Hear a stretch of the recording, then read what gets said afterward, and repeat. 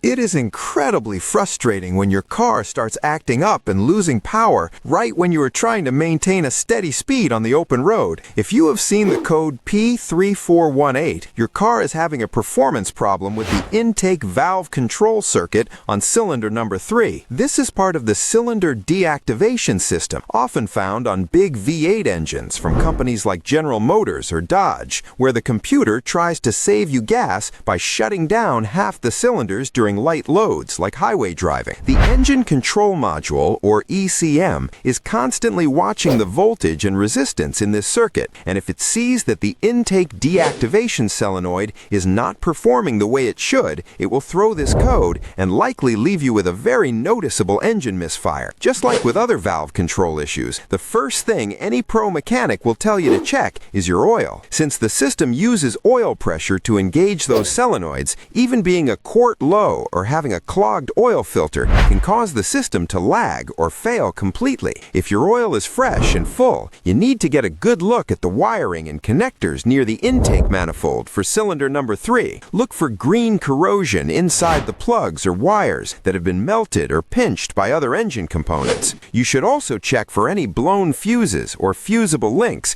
that might be cutting off the power supply to the solenoids. Using a multimeter, you can test the solenoid for the correct resistance and make sure it has not failed internally. A reading of 0 ohms on your wires means they're healthy, but anything else suggests a short or a break. If you have a heat gun, you can sometimes verify if the solenoid is physically getting stuck when it warms up. It is a very common mistake to think the engine computer is fried, but usually a thorough cleaning of the oil passages or a simple wiring repair is all it takes to get your smooth ride back and stop that annoying check engine light from ruining your drive. Check your vehicle-specific service bulletins first to see if there is a known software fix before you start swapping out hardware.